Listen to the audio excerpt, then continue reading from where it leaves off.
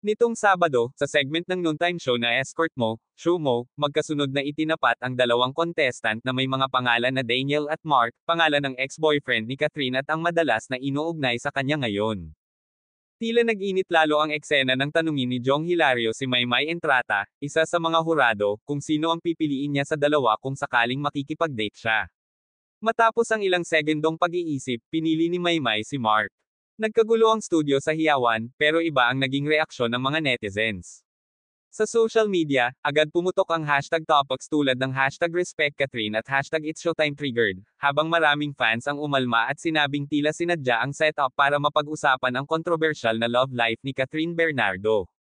Ayon sa ilan, hindi raw ito makatao at tila panlalaglag sa isang taong matagal na nagtrabaho at nagbigay ng pangalan sa ABS-CBN. Isa pang netizen ang nagsabi, kahit sinong matinong fan mapapaisip talaga. Coincidence ba talaga o scripted? Para bang sinampal si Catherine sa sarili niyang tahanan. Mahal namin si Kat, at sana kung may respeto kayo sa kanya, iwasan na siyang gamitin bilang content. Hindi nakakatuwa, pahayag mula sa fans. Sa panahong sensitibo ang publiko sa mga isyong personal, lalo na sa mga iniidolong artista, nararapat na mas maging responsable ang mga palabas sa TV. Bagamat maaaring hindi sinadya, ang epekto sa damdamin ng fans ay hindi maikakaila.